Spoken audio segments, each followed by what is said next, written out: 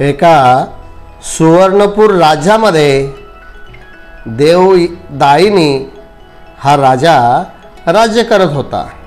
त्या राजाला 2 राण्या होत्या।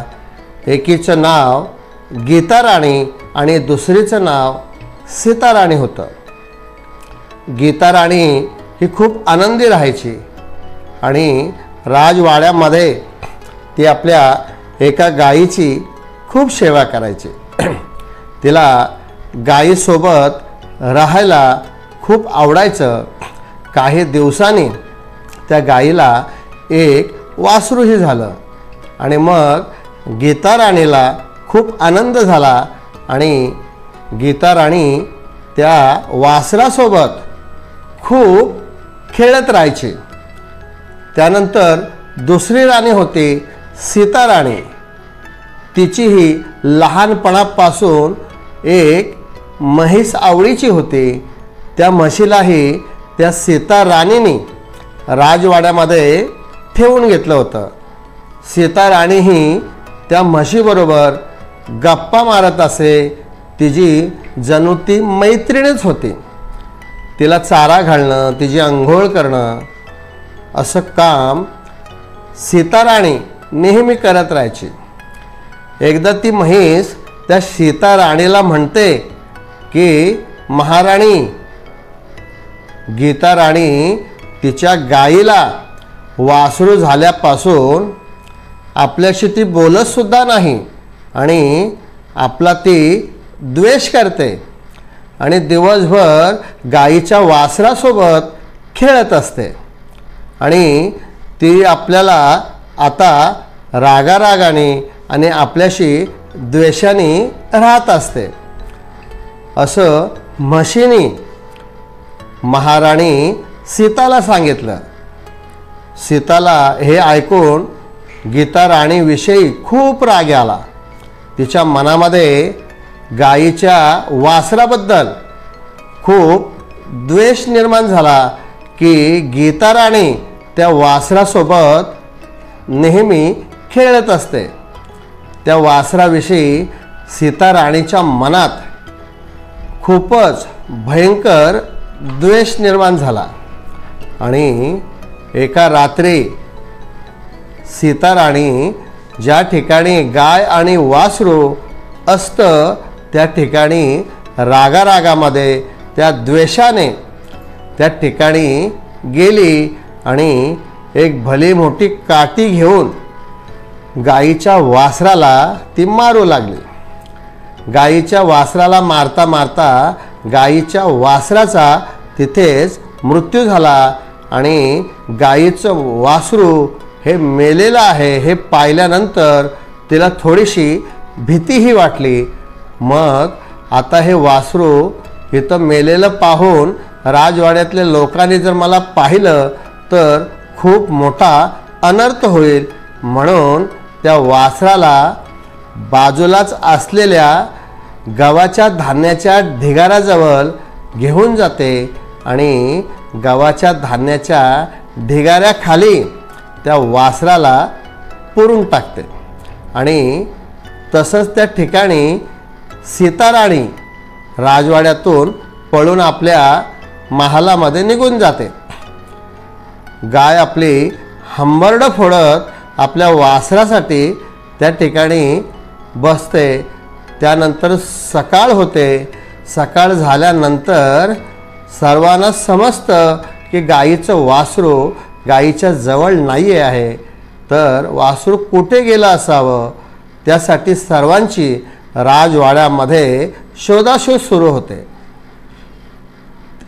गायीचं वासरू राजवाड्यामध्ये नाही हे गीता राणीला समजल्यानंतर गीता राणी त्या ठिकाणी धावतच येते आणि वासरू नाही आहे हे पाहिल्यानंतर महाराणी गीता अगदी जोराजोराने रडू लागते, विलाप करू लागते आणि बाजूला आपलं वासरू नाही म्हणून गाय ही हंबरडं फोडत असते।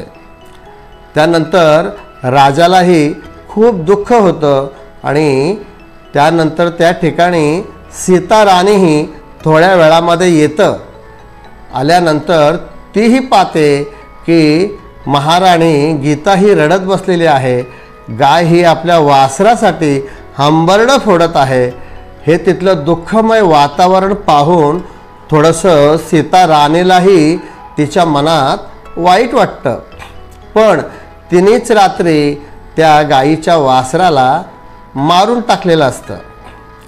तर थोड्या वेळामध्ये एक आकाशवाणी होते आणि त्या आकाशवाणीमधून आवाज येतो की तुमच्या गायीचं वासरू पुन्हा जिवंत होईल, त्यासाठी तुम्हाला उद्या सर्वांनी राज्यामध्ये व्रत करा आणि सर्वांनी उपास तापास करा, गायीची पूजा करा आणि पूजा अर्चा झाल्यानंतर मनोभावे देवाला प्रार्थना करा आणि एक चमत्कार होईल.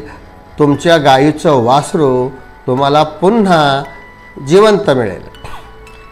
हे पाहिल्यानंतर आणि हे ऐकल्यानंतर राजाला आणि राणीलाही खूप आनंद झाला.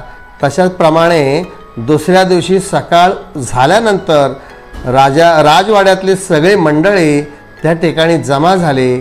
पूजा अर्चा करण्याचं सामान साहित्य सगळं व्यवस्थित मांडलं गेलं. ब्राह्मणही त्या ठिकाणी पूजा अर्चा करायला सुरुवात केली. महाराणी आणि राजा हे त्या ठिकाणी पूजा करण्यासाठी बसले आणि त्या ठिकाणी पूजा सुरू झाली. पूजा सुरू झाल्यानंतर थोड्या वेळामध्ये गायीला आपल्या वासराचा काहीतरी भास झाला. तिला जणू जाणवलं की आपलं वासरू कुठे आहे. हंबरडा फोडत गाय तिथून जी उड्या मारत पळत सुटली, ती थेट ज्या ठिकाणी धान्याच्या गव्हाचं कोठार होतं, ते धान्याच्या गव्हाचं जी रास होती, ढीग होता, त्या ढिगाजवळ गाय जाऊन त्या ठिकाणी गव्हाचं धान्य ओरबडू लागली, बाजूला सावरू लागली. थोड्या वेळातच त्या ढिगाऱ्याखाली असलेलं गायीचं वासरू जिवंत होऊन वर उडी मारून बाहेर आलं आणि हे आश्चर्य, गायीचं वासरू जिवंत झालेलं पाहून सर्वांना खूपच आनंद झाला. सीताराणीला सुद्धा आनंद झाला की मी मारलेलं हे गायीचं वासरू पुन्हा जिवंत झालेलं आहे. आणि गीता राणीला तर खूपच फारच आनंद झाला. हा आनंद सर्व राजवाड्यामध्ये पसरला आणि राजालाही खूप आनंद झाला आणि त्यांनी सर्व देवतांची पूजा अर्चा केली आणि गायीचं पाय धुतले, गायीला नमस्कार केला. आणि असं म्हटलं जातं की गायीमध्ये 33 कोटी देवांचा वास आहे. म्हणून गायीची पूजा अर्चा करून त्या ठिकाणी आपलं व्रत पूर्ण केलं आणि व्रत केल्यामुळेच गायीचं वासरू पुन्हा जिवंत झालं. म्हणून आपणही सर्व वसुबारस या दिवशी व्रत करतो. आपल्या मुलांचं आयुष्य वाढवण्यासाठी, आपल्या कुटुंबाचं भरभराटी होण्यासाठी, आपल्या कुटुंबाची उन्नती होण्यासाठी आपण वसुबारस हा सण आणि हा व्रत साजरा करतो.